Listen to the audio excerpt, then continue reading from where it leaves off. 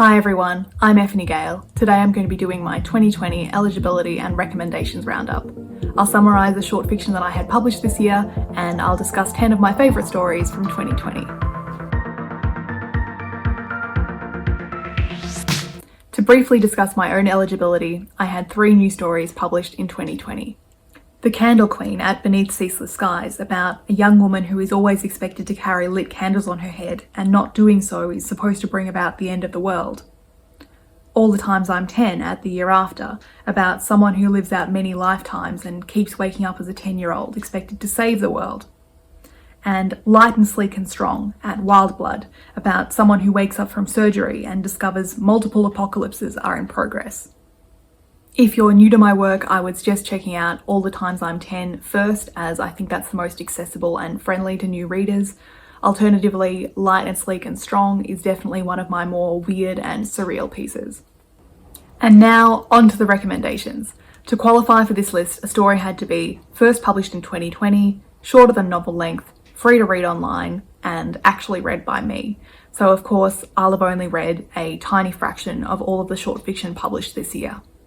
With all of that said, here are 10 of my favourite stories from 2020.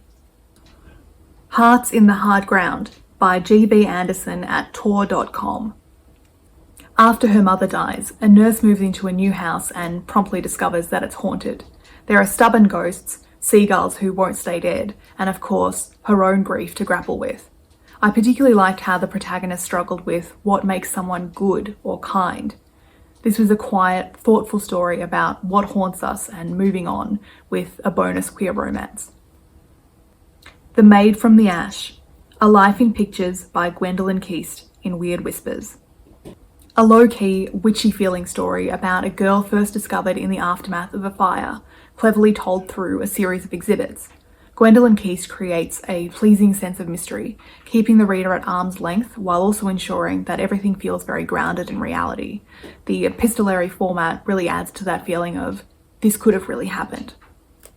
Plucked by Tara Calaby in Corvid Queen. A teenage girl starts to grow magical feathers, and then others want to use her up piece by piece. This one has some really beautiful and visceral imagery and atmosphere, a gorgeous fairy tale with teeth.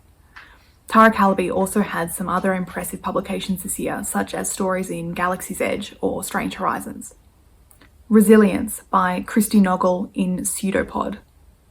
A twisty, compelling horror story about kidnappings and consuming terrible things, so don't read this one while eating.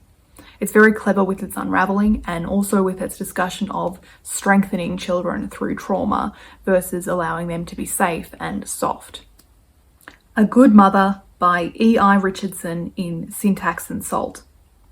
A woman suddenly becomes a mother to a child of about 9 years old who appears out of seemingly nowhere.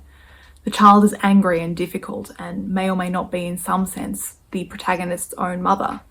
This is a story about how children and parents can help each other but also hurt one another, and it's from Syntax and Salt's final issue, and I'm very sad to see them go.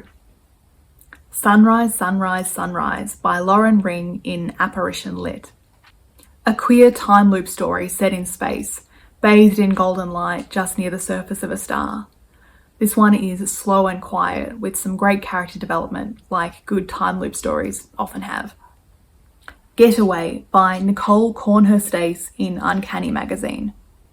Another time loop story. I love time loop stories, this time following a crew of thieves and one of the shortest time loops I've ever encountered. I found the ending particularly optimistic and satisfying, about persistence and hope in the face of the very, very long term, though of course your mileage may vary. You Can Check Out Any Time You Like by Rhonda Eikamp in Apparition Lit. There's an endless stream of things that are wrong with our patient, and reality warps around her in 100 different ways, but she is still sick, isn't she? Captivating and surreal. Rhonda Eikamp does a great job of anchoring us in the protagonist's point of view and feelings, even in a very strange and shifting situation. The Genetic Alchemist's Daughter by Elaine Chiu-Keng in Pseudopod. A dark and creeping tale about genetically altering children to conform with their parents' wishes, even after those children have already been born. In addition to the main plot, I enjoyed the descriptions of the genetically altered animals and plants that the protagonist interacts with, such as a winged cat. Winter's Heart by Vanessa Fogg in Hexagon magazine. Our protagonist is torn between her past as one of the Winter Queen's maidens and her more mundane life with her husband and children. Like I've come to expect from Vanessa Fogg stories, the writing here is really beautiful and delicate.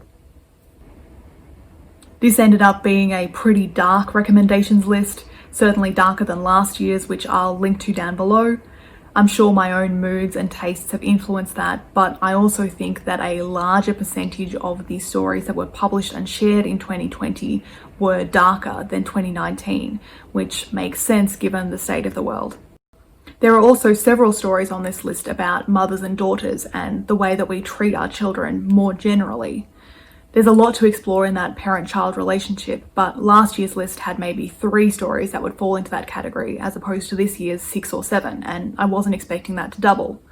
It's interesting to see what's being written and published as part of the general zeitgeist, and I'm keen to see what themes and patterns pop up in next year's list.